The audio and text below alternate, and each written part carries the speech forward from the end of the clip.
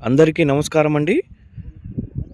ఈ వీడియోలో మీకు అడవి దొండాకు అంటే ఈ అడవి దొండ ద్వారా మనం ఏ విధంగా ఫలితాలు ఉన్నాయంటే, ఈ అడవి దొండాకుని ఎండబెట్టి దీనిని చూర్ణం తయారు చేస్తే మనం ఎవరినైతే ఇష్టపడుతున్నామో వారిని ఖచ్చితంగా మన వైపు తిప్పుకోవటం జరుగుతుంది. అలాగే ఈ ఆకుతోనే లిక్విడ్ కూడా తయారవుతుందండి.